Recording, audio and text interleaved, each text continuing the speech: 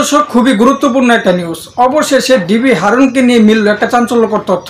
নিশ্চয়ই থাম্বনেল থেকে বুঝতে পারতেছেন আজকের ভিডিওটি কি বিষয়ে। এই সম্পূর্ণ ফোনালাপটা শুনলে আপনারা বুঝতে পারবেন ডিবি হারুন ক্ষমতায় থাকাকালীন কার অনুমতি নিয়ে তার বাতের হোটেলটা খুললেন। চলুন দর্শক, কথা না বেরিয়ে সম্পূর্ণ সেই ভাইরাল ফোনালাপটাকে শুনবো। তার আগে আমার ছোট্ট একটা রিকোয়েস্ট, এখনও যদি আমার চ্যানেলটাকে সাবস্ক্রাইব করে না থাকেন অবশ্যই ভিডিওতে একটা লাইক দিয়ে সাবস্ক্রাইব করে রাখবেন প্রতি মুহূর্তের এমন নিউজ এবং ফোনালাপগুলো পাওয়ার জন্য। আমাদের ডিবি প্রধান হারুন নিজের থেকেই কিছু করতেন, ওনাকে তো বলা হয়নি আপনার হাতের হোটেল বানান। এটা উনি একটু প্রচার করতে ব্যস্ত থাকতেন, নিজেকে প্রচার করতেন বহুভাবে। ওই ভাত খাওয়াচ্ছেন সেটারও একটা ফেসবুকে ছেড়ে দিয়েছেন। এইগুলো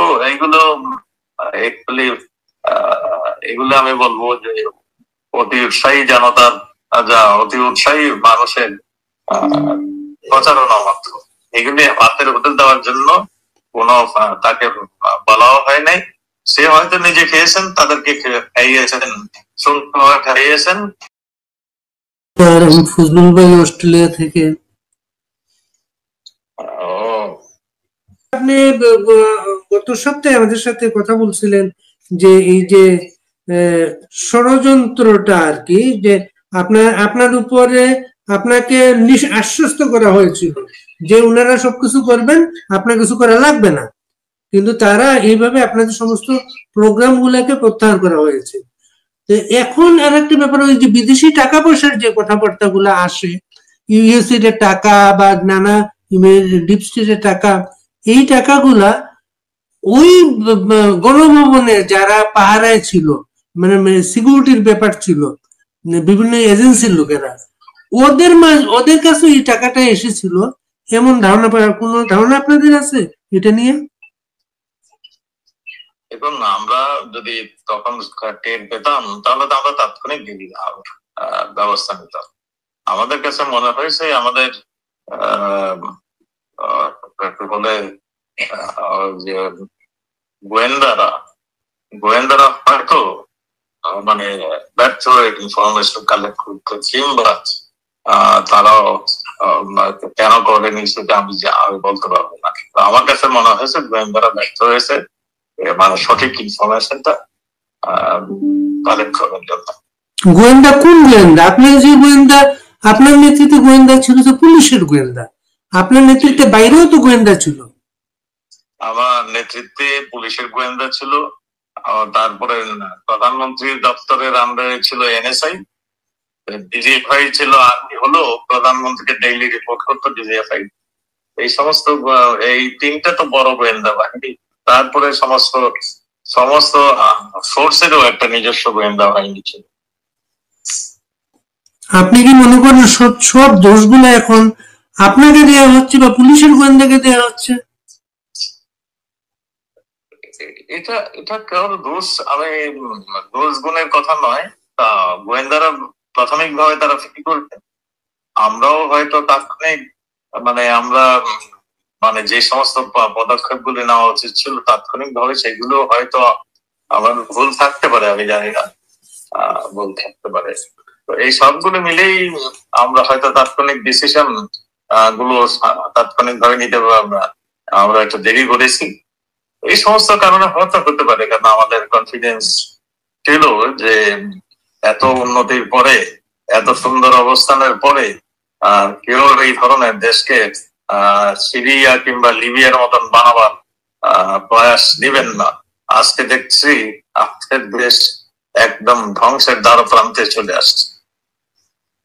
সাবেক একজন আইজিপি নূর মোহাম্মদ এই 5 আগস্টের পরে একটা টেলিভিশনকে ইন্টারভিউ দিয়ে আপনাকে কটাক্ষ করে বলেছেন আপনার বাড়িতে প্রতিদিন গোয়েন্দাদের একটা আসর বসতো পুলিশের। এটাকে খুব কটাক্ষ করেছে, পুলিশের চেইন অফ কমান্ড এইভাবে ভেঙে গিয়েছিল, এটা বলার চেষ্টা করেছে। এগুলি অনেকের মুখরোচক কথা বলতেন।